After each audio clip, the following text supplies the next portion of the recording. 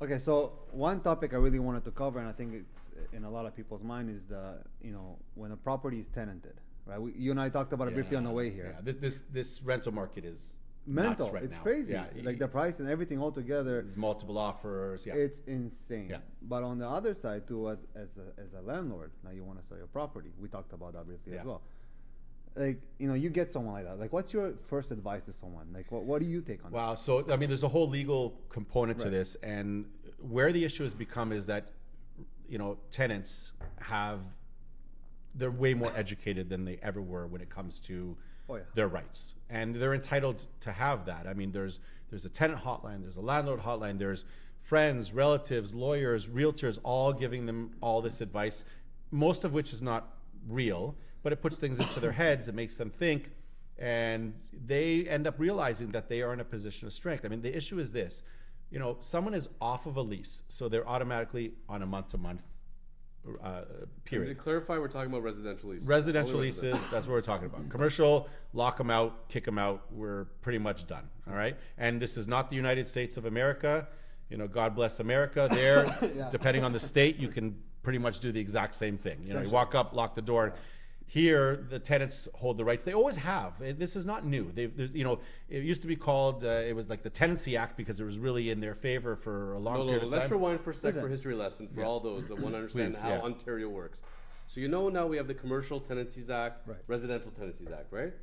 Trace it back. What was the residential one called before? The Tenancy- Protection Act. Right. TPA, Tenant Protection Act. That's all you need to know. Not the Landlord Protection Act, it's the Tenant Protection Act. Right. And very much then that's why you have to understand it's skewed much more towards tenants. And Still is. and Very still much, is. very So much, this very is much. this is the situation we're dealing with a lot right now, and it touches back on the idea of properties not closing. You've got a tenant in your property. There are month to month right now, so there's no lease in place. That's the first question we always ask. We ask when are the payments being made, because we need to establish an actual date to take for the 60 days notice that you're supposed to give your tenant. Now, as a landlord or as an agent selling a property, you need to make sure that the buyer who's moving in is actually going to move in themselves, or a family member, a close family member. It's very specific.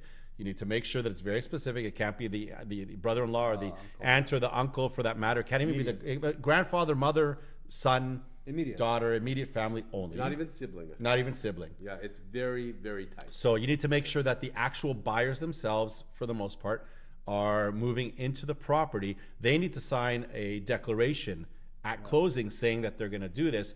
And the problem is this: you are selling this, even with that clause in there, you're selling this offering out vacant possession.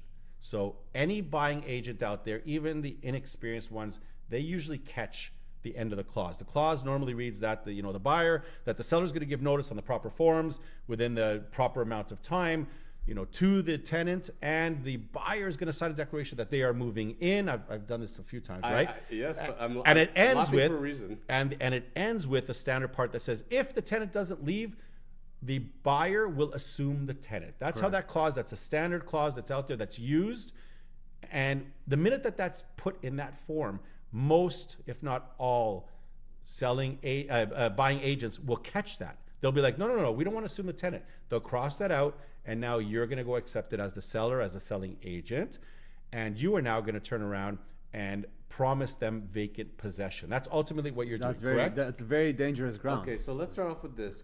You ready to get your mind blown? I'll absolutely blow your mind. All right. So you're doing that clause, and I would say that's the absolute right clause if you are acting on that end of it, for Correct. sure. Because otherwise you say in the clause, tenant will vacate the property on or before closing, you'll get vacant possession at the end, right? Most of the agreements that I'm seeing don't even have any clauses. Yeah. All they have is the pre-printed vacant Stop. possession, no mention of it. Wow. I get a call a couple days before, tenant's not leaving. What tenant? But Wow. even listen, we're gonna come to the component of tenant not leaving and what tenant, because you don't know leading into it that there was even a tenant because there's no clause. Yes. Eliminating or not having that clause in the agreement, it opens up the landlord, the seller, to a huge fine, potentially up to, I believe, don't quote me, I believe up to a $75,000 fine, by the actual board, because he is now giving notice that somebody else is moving in, but he's not getting a declaration. So what if the person Right. buys it and then puts it on the market the next day, and the tenant sees that, tenant files a complaint, the landlord / seller can actually get fined. Who's going to end up paying the fine? So, Who's the going to end? buyer, the buyer. You really? You know what's going to Well- end up happening? File a complaint to RICO. Agent's going to have issues. Well, that- Agent's going to have insurance. The agent's going to have to cover that fine. All right, that's the problem. But imagine this: at the end of the day, like we have it as lawyers, we start discussing back and forth. I need that declaration. They tell me where in the schedule does it say Right. that I have to give a declaration. If it doesn't say in the agreement that you're going to do something, most people are not going to do it. Okay.